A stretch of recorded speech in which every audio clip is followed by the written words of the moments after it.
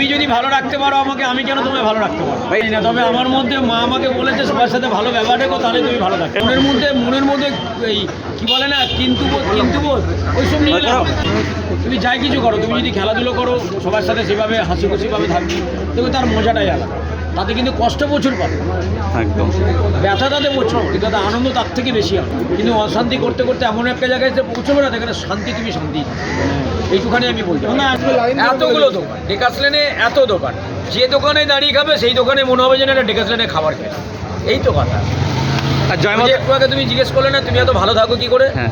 এই ভালো থাকার দায়িত্বটা হচ্ছে আর ভালো লাগে সেভাবে মনে করেন বলেই এটা বলে, এবং আমারও তো তাই মনে, এটা তো আমার কাছে মন্দির, আমার কাছে মন্দির। কেউ যদি বলে এটা ছোট তারাপীঠ কেন? তারাপীঠ মা আছেন, ছোট বড় নিয়ে কথা নেই। আমি প্রথম থেকেই, আজ বলে আজ নয়, আজকে জয়মা তারা মানুষজন চিনেছেন বলে যে মাকে এইভাবে সাজিয়ে রাখা হয় তা নয়। কিন্তু আমার কাছে প্রুফ আছে, আমি দেখাতে পারি যে আমি এই মাকে কবে থেকে এইভাবে সাজিয়ে রাখি। আমরা বাঙালি না, আমরা দেখবো একটা দুটো কথা বলি কেন, যেটা মনে হয়, ভাবছি, কিন্তু, কেন, এই কথাগুলো।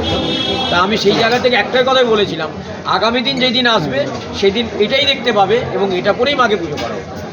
আমাকে যে যেই রকম ভালো পথে হাঁটায় আমি সেই পথে হাঁটা চেষ্টা করতে হবে। আমার যদি কেউ ভালো দিকটা খোঁজে, আমাকে যদি বলে যে এই রাস্তাটা ভালো, আমারও তো বোঝ ক্ষমতা বলে একটা জিনিস আছে নাকি। আমি এমন কিছু মানুষ নই, যে আমি এমন কিছু বড় মানুষ নই যে যেখানে আমাকে সব কিছু জানতে হবে বা আমি জানি, তা নয়। আমি বিদ্বান নই। আমি কিছু জিনিস আছে, ছোটদের কাছ থেকেও জ্ঞান অর্জন নিতে হয়, বড়দের কাছ থেকেও কিছু আদেশ নিতে হয়। সেই আদেশটা যদি ঠিক থাকে, সেখান থেকে যদি আমার পালন হয়, তাহলে সেটাই হোক না ভালো। দেখবে তুমি বাস স্ট্যান্ডে দাঁড়ালেও দেখবে একটা গভর্নমেন্ট বাসও কিন্তু 5 মিনিট লেটে আসে। তুমি বললে আমি কেন লেটে এলাম না, তাহলে হয়তো ভালো হবে। ব্যাপারটা ওটা নয়। তবে এইটুখানি বলতে পারি, সৎ পথে ব্যবসা করো, সৎ পথে থাকো। তোমার কাছে যারা খেতে আসে, তোমার কাছে যেনারা খাবারের জন্য আসে, তাদেরকে ভালোবাসার চেষ্টা করো।